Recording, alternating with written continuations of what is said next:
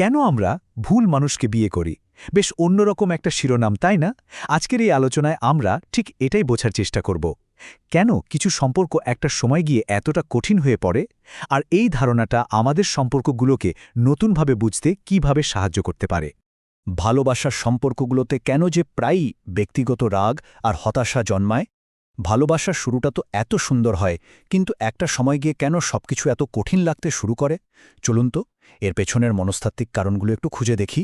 আলোচনার প্রথম অংশে আমরা দেখব কিভাবে আমাদের নিজেদের আকাশছোঁয়া প্রত্যাশাই রাগের মূল কারণ হয়ে ওঠে, যা শেষ পর্যন্ত এক ধরনের অনিবার্য হতাশার জন্ম দেয়। সাধারণত আমরা কি ভাবি যে যারা একটু হতাশাবাদী বা নেতিবাচক মানসিকতার, তারাই হয়তো সম্পর্কে বেশি রাগারাগি করে, কিন্তু আসল কারণটা কিন্তু ঠিক তার উল্টো। সম্পর্কের মধ্যে যে তীব্র রাগ তৈরি হয়, তার উৎস মোটেও নিরাশাবাদ নয়। তাহলে মূল কারণটা কি? কারণটা হলো লাগাম ছাড়া অন্ধ আশাবাদ। মানে যখন আমরা আশা করি যে চাবিটা কখনো হারাবে না বা রাস্তায় একটু জ্যাম থাকবে না, আর ঠিক তখনই সেটা ঘটে, আমরা রেগে যাই। ঠিক একইভাবে সম্পর্কের ক্ষেত্রেও আমাদের অবাস্তব আশাগুলোই হতাশা আর রাগের জন্ম দেয়। এই প্রসঙ্গে জার্মান দার্শনিক থিওডর অ্যাডর্নোর একটা বেশ মজার কথা আছে। তিনি একবার বলেছিলেন, আমেরিকার সবচেয়ে বিপজ্জনক ব্যক্তি ছিলেন ওয়াল্ট ডিজনি, কারণ তিনিই ছিলেন আশা এবং সেই কারণেই রাগের প্রধান কারিগর। এই কথাটা আসলে দারুণভাবে দেখায় যে কিভাবে আমাদের চারপাশের সংস্কৃতি, বিশেষ করে সিনেমা বা গল্পের বই, ভালোবাসা ব্যাপারে আমাদের প্রত্যাশাগুলোকে ফুলিয়ে ফাঁপিয়ে এমন এক জায়গায় নিয়ে যায় যা বাস্তবতার সাথে মেলে না, আর শেষে আমাদের হতাশ করে তোলে।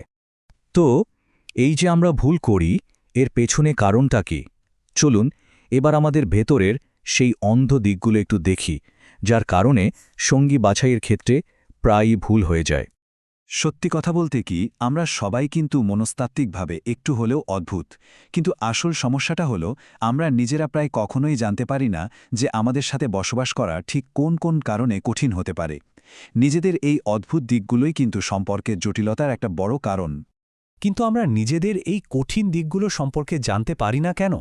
কারণটা হলো আমাদের চারপাশে যেন একটা নীরবতার দেয়াল তোলা আছে। বন্ধুরা আমাদের ভুল ধরিয়ে দেয় না, কারণ তারা তো আমাদের সাথে একটা সুন্দর সন্ধ্যা কাটাতে চায়, ঝগড়া করতে নয়। বাবা মা কিছু বলেন না, কারণ তারা আমাদের এতটাই ভালোবাসেন যে ভুলগুলো চোখে পড়ে না। আর প্রাক্তন সঙ্গীরা, তারা তো আমাদের কিছু শেখানোর জন্য নেই, তারা চাই সম্পর্কটা থেকে বেরিয়ে যেতে চায়। ফলে আমরা নিজেদের সম্পর্কে প্রায় অগ্রই থেকে যাই। যখন আমরা একজন সঙ্গী খুঁজি, তখন আমাদের মনের মধ্যে কিন্তু দুটো আলাদা জিনিস কাজ করে। সচেতনভাবে আমরা ভাবি এমন একজনকে খুঁজছি যে আমাদের সুখী করবে, কিন্তু বাস্তবে আমাদের অবচেতন মন এমন একজনকে খোঁজে যার সাথে আমরা এক ধরনের পরিচিতি বা ফ্যামিলিয়ারিটি অনুভব করি। এখন প্রশ্ন হলো, এই পরিচিতি বা ফ্যামিলিয়ারিটি জিনিসটা আসলে কি? এটা হলো আমাদের ছোটবেলার সেই চেনা অনুভূতিগুলো। ছোটবেলায় আমরা ভালোবাসা যেভাবে পেয়েছি, তাতে স্নেহ যেমন ছিল, তেমনি হয়তো অবহেলা বা কষ্টও ছিল। বড় হয়ে আমরা অবচেতনভাবে সেই একই ধরনের কষ্টকর পরিস্থিতির দিকেই আকৃষ্ট হই, কারণ সেটাই আমাদের কাছে ভালোবাসার চেনা একটা অনুভূতি। তাই ভালোবাসার খোঁজ মাঝে মাঝে পরিচিত উপায়ে কষ্ট পাওয়ার খোঁজও হয়ে দাঁড়াতে পারে। এতক্ষণ তো আমরা সমস্যাগুলো নিয়ে কথা বললাম, তাহলে এর সমাধান কি? চলুন এবার সেদিকেই যাই। তৃতীয় অংশে আমরা দেখব যে ভালোবাসা কেবল একটা অনুভূতি নয়, বরং এটা একটা দক্ষতা, যা চর্চা করে শিখতে হয়। ভালোবাসার কিন্তু দুটো দিক আছে। একটা হলো ভালোবাসা পাওয়া বা বিং লাভড, যা আমাদের জীবনের প্রথম অভিজ্ঞতা। ছোটবেলায় আমরা নিষ্ক্রিয়ভাবে শুধু ভালোবাসা পেয়েই থাকি, কিন্তু প্রাপ্তবয়স্ক অবস্থায় একটা সম্পর্ক টিকিয়ে রাখতে হলে দ্বিতীয় দিকটা খুব জরুরি, আর সেটা হলো ভালোবাসা দেওয়া বা টু লাভ। এটা একটা সক্রিয় এবং উদার দক্ষতা, যা আমাদের শিখতে হয়। সম্পর্কের জন্য সবচেয়ে মারাত্মক একটা জিনিস কি জানেন? অভিমান, ইংরেজিতে যাকে বলে সালকিং। অভিমান কি? এটা হলো কোনো কথা না বলেই অন্যজন আমাদের মনের অবস্থা বুঝে নিক, এই ধরনের একটা দাবি করা। আমরা তাদের সাথেই অভিমান করি যাদের উপর আমাদের ভরসা থাকে যে তারা আমাদের বুঝবে, কিন্তু না বুঝিয়ে বোঝার এই আশাটা সম্পর্কের জন্য রীতিমতো বিপর্যয় ডেকে আনে। তাহলে উপায় কি? উপায় হলো সম্পর্কে একজন ভালো শিক্ষক এবং একই সাথে ভালো ছাত্র হয়ে ওঠা। প্রথমত, এই রোম্যান্টিক ধারণাটা মাথা থেকে ঝেড়ে ফেলতে হবে যে সঙ্গী আমাদের মন পড়তে পারবে। দ্বিতীয়ত, খুব শান্তভাবে তাকে বোঝাতে হবে আমাদের মনে কি চলছে। তৃতীয়ত, এটা মেনে নিতে হবে যে আমাদেরও তার কাছ থেকে অনেক কিছু শিখতে হবে। আর সবশেষে, সঙ্গীর কোনো মতামতকে সমালোচনা হিসেবে না দেখে সেটাকে শেখার একটা সুযোগ হিসেবে দেখতে হবে। মনোবিজ্ঞানী মেলানি ক্লাইন পরিপক্কতা নিয়ে একটা খুব গুরুত্বপূর্ণ কথা বলেছেন। তার মতে পরিণত হওয়া মানে হল মানুষকে শুধু ভালো বা খারাপ এই দুই ভাগে ভাগ করার প্রবণতা থেকে বেরিয়ে আসা।